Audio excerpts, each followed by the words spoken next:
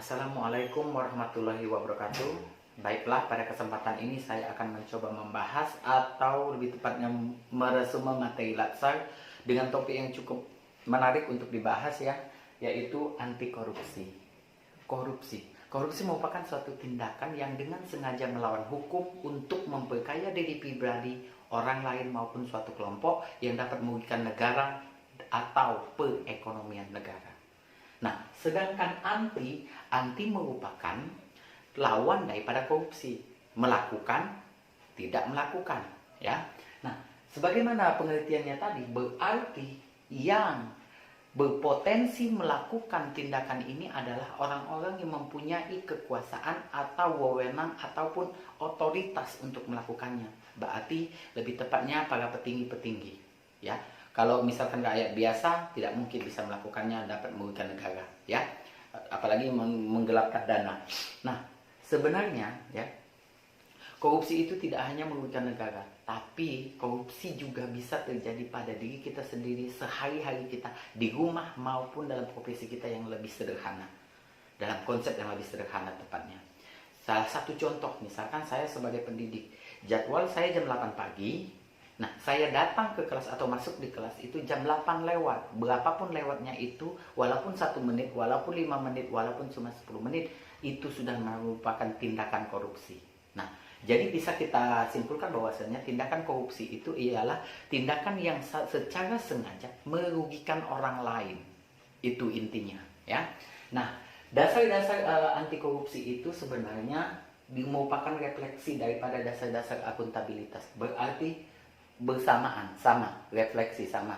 Berarti seperti yang kita ketahui bahwasan dasar akuntabilitas ada kejelasan, kejujuran, bertanggung jawab dan lain sebagainya. Begitu juga nilai-nilai anti korupsi. Korupsi itu memiliki tiga tingkatan ya. Yang pertama adalah material benefit, yang kedua abuse of power, yang ketiga betrayal of trust. Nah, material benefit berarti menguntungkan dirinya pribadi ataupun kelompoknya ya dengan menggunakan kekuasaannya tadi. Nah, di sini dia bermakna yang sangat berpotensi sekali melakukannya, yaitu para petinggi atau pejabat yang mempunyai kekuasaan. Nah, ini sebenarnya sangat bertentangan dengan nilai-nilai yang terkandung dalam sila kelima Pancasila, di mana Pancasila merupakan ideologi bangsa kita, ya, yaitu keadilan sosial bagi seluruh rakyat Indonesia. Berarti dia cuma untung dan membiarkan yang lain buntung, ya. Sedangkan abuse of power berarti dia menggunakan kekuasaan, menyalahgunakan kekuasaannya. Salah satu contoh yang ketiga, betrayal of trust. Berarti ini mengingkari kepercayaan seseorang. Berarti orangnya tidak amanah. Apa yang menjadi amanah orang lain kepada dirinya, dia ingkari atau dia tidak lakukan. Dia tidak bertanggung jawab atas amanahnya. Salah satu contoh misalkan, kan biasa nih kalau sudah musim politik kan, para politisi-politisi itu berkampanye, menggaungkan seperti ini, dan menjanjikan sesuatu, menjanjikan surga bagi rakyat yang memilihnya.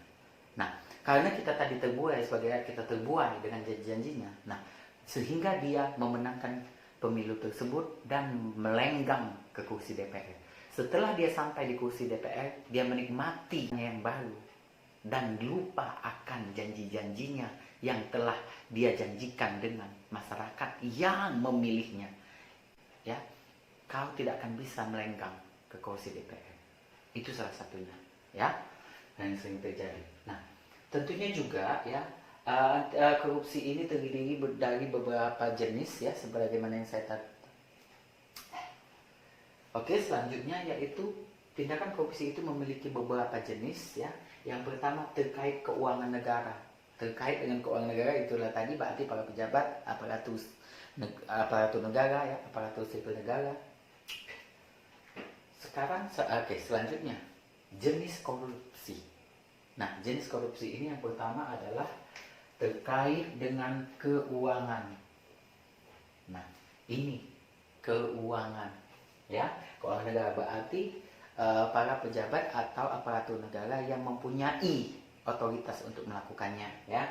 Suap menyuap. Nah, Suap menyuap ini juga misalkan untuk melancarkan tujuannya. Misalkan nih saya sebagai pemborong misalkan, si B itu adalah seorang pejabat. Nah, itu biasanya kalau dalam suatu proyek ya, itu ada beberapa kayak seleksi perusahaan mana yang berpotensi. Biasanya melalui seleksi ini biasanya yang dipilih adalah yang terbaik, yang berkualifikasi untuk melakukan pekerjaan tersebut. Namun karena saya mungkin merasa saya tidak mampu, akhirnya saya memberikan sejumlah uang untuk melancarkan saya sehingga saya bisa memenangkan tender tersebut. Ya, sering kita dapatin ya, misalkan banyak kok yang misalkan jembatan-jembatan dibangun yang baru 1 minggu tiba-tiba roboh. Itu kira-kiranya ya. Selanjutnya pemerasan, berarti kita memaksa seseorang untuk memberikan sejumlah uang atau yang lainnya, sejumlah barang yang dia tidak kehendaki, berarti dia memberikannya dengan rasa tidak ikhlas. Ya, berarti kalau kita mengambil barang punya orang lain dengan cara dan orang tersebut tidak ikhlas memberikannya, berarti itu sudah termasuk tindakan korupsi. Yang kedua, perbuatan curang. Nah, perbuatan curang apalagi? Misalkan yang dilaporkan ini, misalkan kalau misalkan semennya 1 sak, pasirnya 1 sak, tapi pada saat di lapangan semennya 1/4 sak, pasirnya 2 karung. Itu salah satunya. Salah satunya lagi yang sering terjadi kita di dunia pendidikan, yaitu ketika ujian. Oke anak-anak, silakan ujian, dibagikan soal. Oke, jangan nyantai ya, dan nyantai. Itu juga termasuk korupsi. Ya. Selanjutnya, benturan kepentingan dalam pengadaan. Misalkan kita mengajukan barang yang kurang bla bla bla bla, tapi pada kenyataannya tidak sesuai. Kita membeli hanya beberapa, sedangkan yang dilaporkan itu melebihinya ya.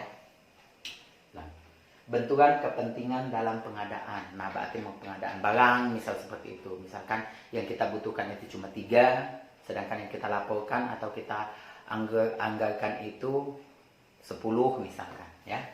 Selanjutnya, gratifikasi. Nah, gratifikasi berarti memberikan hadiah ya, hadiah lebih tepatnya, supaya dia bisa membantu kita ya, memuluskan jalan kita menuju tujuan kita ya, kepada seseorang. Nah, sebenarnya apa sih yang mendalangi atau memprakarsai tindakan korupsi itu sendiri? Sebenarnya sifat manusiawi sih ya. Yang pertama, cuma 2 aja. Yang pertama itu adalah sikap materialistis, yang kedua sikap konsumtif. Materialistis, semua dipandang dengan uang.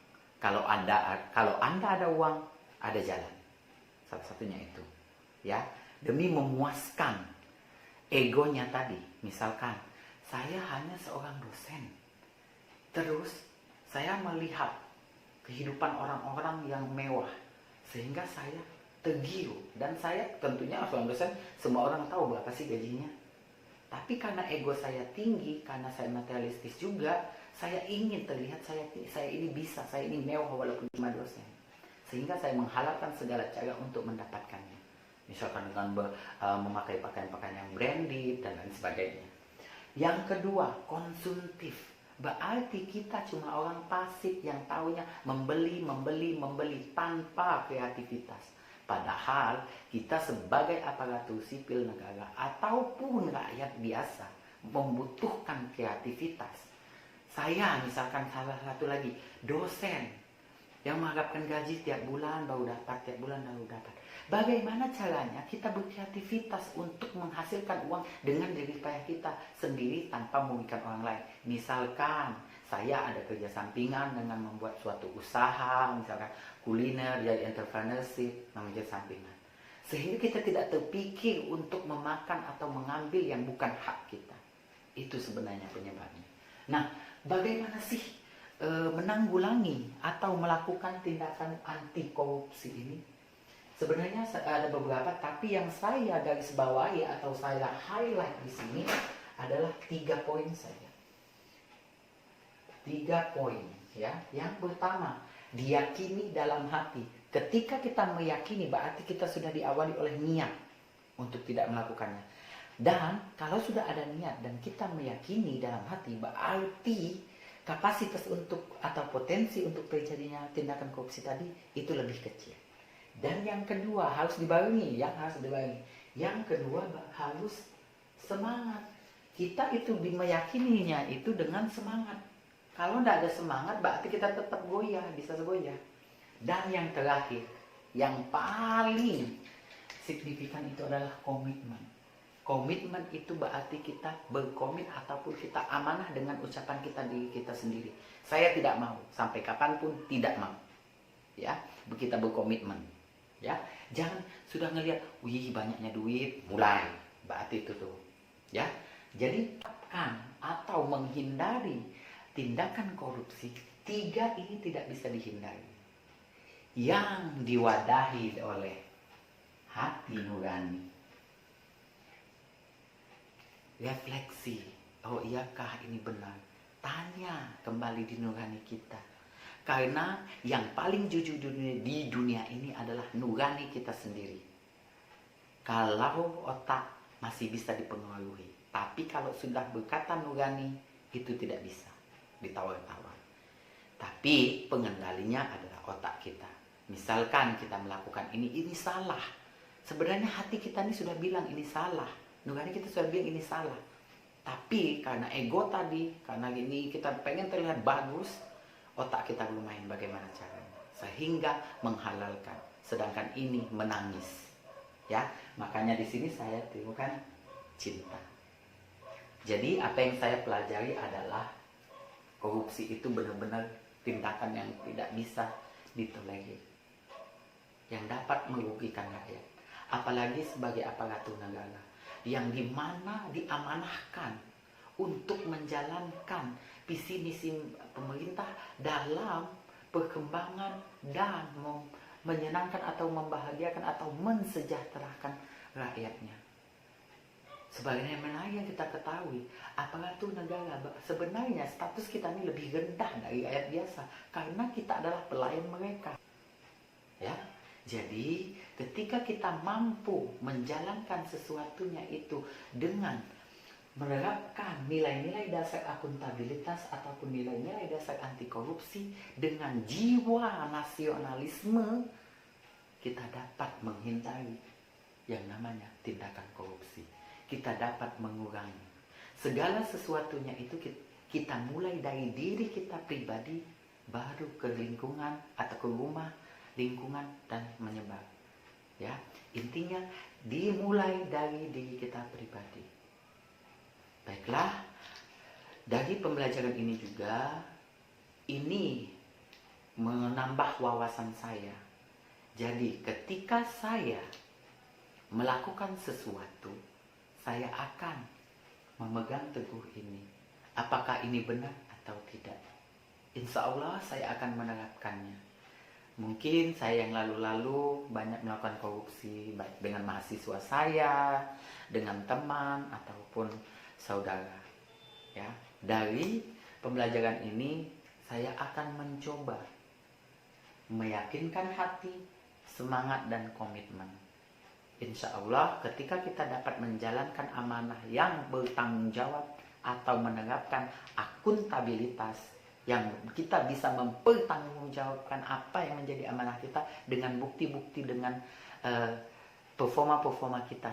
Bukan kata-kata kita, tapi performa kita yang mendefinisikan bahwasannya kita anti korupsi dengan menerapkan nilai-nilai dasar akuntabilitas ataupun tindakan korupsi tadi. Terima kasih. Assalamualaikum warahmatullahi wabarakatuh.